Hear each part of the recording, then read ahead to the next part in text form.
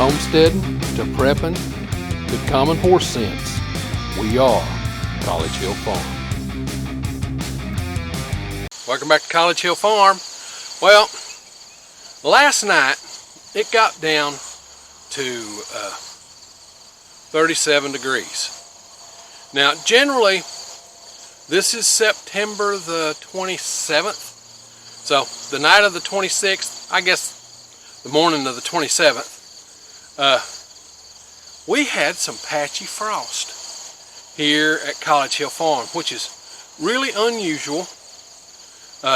It was not enough to damage anything, but basil is very sensitive.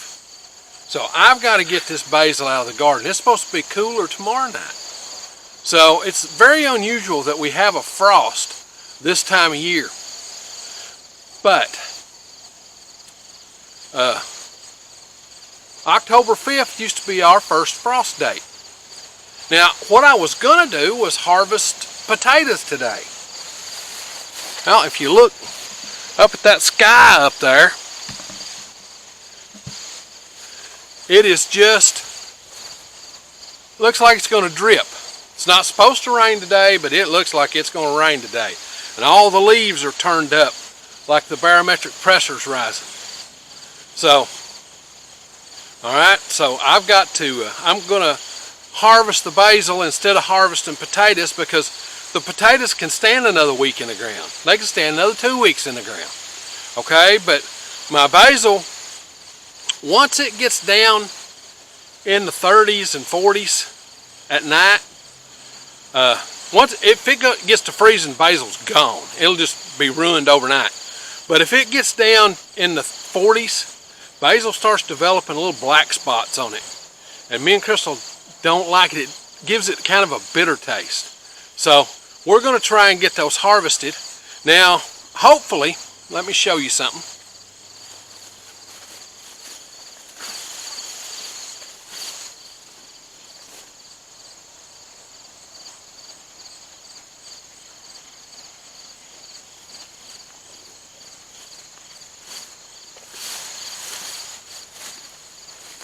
Hopefully, here's a basil top. Now here are some flowers, but I don't know if there are any seeds in there that are viable. So this basil didn't make it all the way to seed, but that's just the way it goes. So I'll have to buy basil seed in the spring. Oh, I love that smell though. Alright, let's go over here and harvest this basil. Now I'll just harvest it in a bucket like this and take that to Crystal, and then she can do what she needs to with it.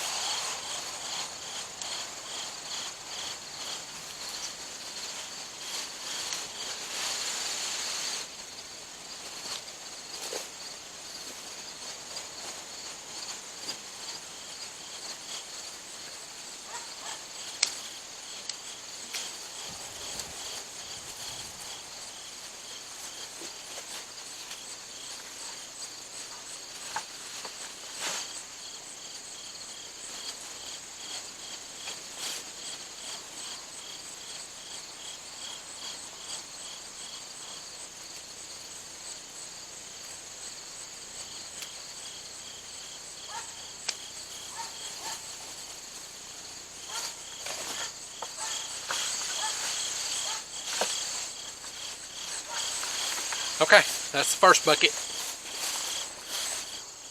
Okay, I've harvested 2 5-gallon buckets of basil. Now, what am I going to do about the rest of this? There's still, I don't know, 8 or 10 basil plants there that have pretty good seed pod heads on them. I think I'm going to leave them to see if they'll develop into seed. That way I'll have some seed for next year. As it is, I've got enough basil to do me and Crystal for the year, maybe a year and a half. So let's get to the kitchen and get to processing.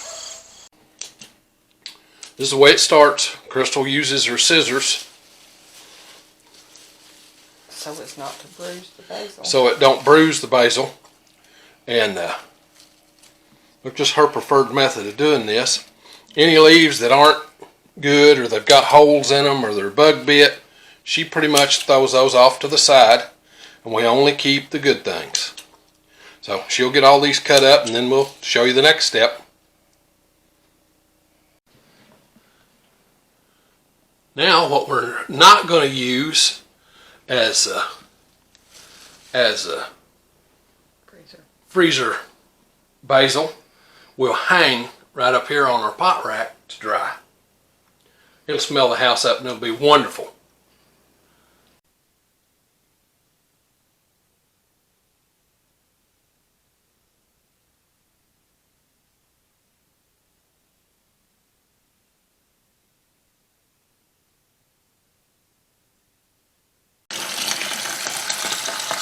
The next step is washing the basil in the sink in cold water. Don't use hot water. Now this basil is going to get washed and rinsed 2 or 3 times because there are bugs and things in there. And if you know how to grow bug-free basil, leave it in the comments, because we haven't figured that out yet in 58 years. So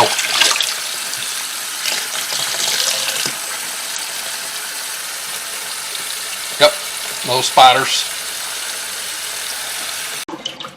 Now, that was the first wash. Look at all the dirt still down in there. We're going to let that water out, then Crystal will take all this, put it right back in there, and do it again. Okay, once the basil is washed, now for the third time, it's time to get it spun out and ready for the freezer. Now, you don't want to fill your spinner too full, or else it causes problems with getting it dry. Now, Crystal will go ahead and use the spinner. That will get out a lot of the water. Then she's laid down flour sack towels right here to finish drying the basil.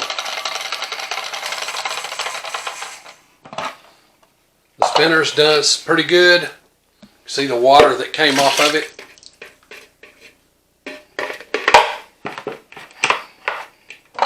She'll do it again. Get as much water as possible out of that basil.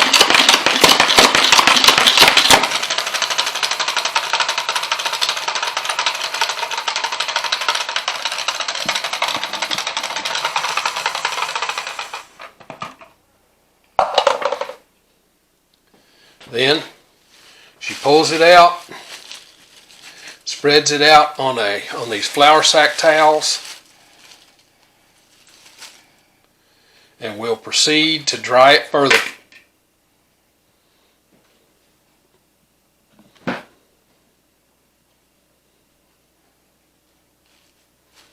You just want to soak up all the water that you can get off of it.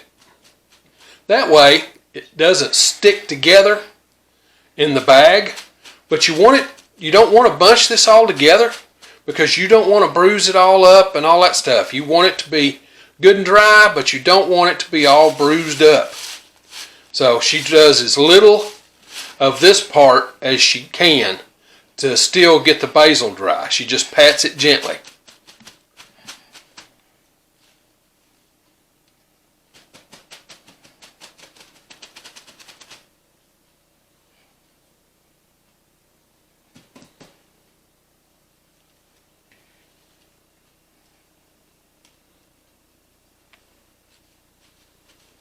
And if there's any real wet places, she'll go back over them again.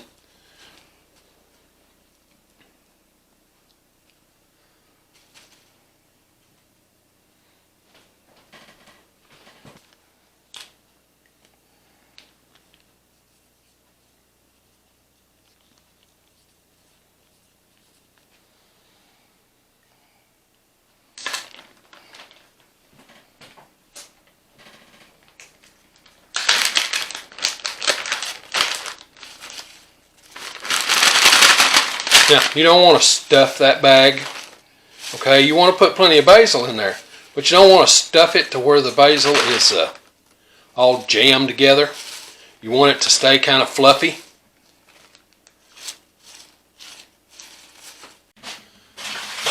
Okay, you saw those 3 5-gallon buckets of basil. It gave us 3-gallon bags. And then up here, we have what you see is hanging on our pot rack. And then we've also got, Crystal has saved up back some for fresh basil, and that'll last us for 4 or 5 weeks. So now it's off to the freezer. Okay, we wound up with 3-gallon bags of basil. That'll do me and Crystal about a year. What do I do with it? I just right in the freezer. 1, 2, 3. Now what do we do with this basil? This basil, anything you do with fresh basil, we do with this. Okay? The stuff that's hanging will be dried basil. Anything you do with dried basil, we use it for that. Okay, so basil is a very important herb on our homestead. Now, if you like this stuff, this homesteading, do-it-yourself kind of thing, be certain to come on out to the channel and subscribe. We do this homesteading stuff all the time. If you hit the little bell when you come to the channel, it'll notify you when we upload a video. And now, with that being said, it's time for me to get on to the next thing.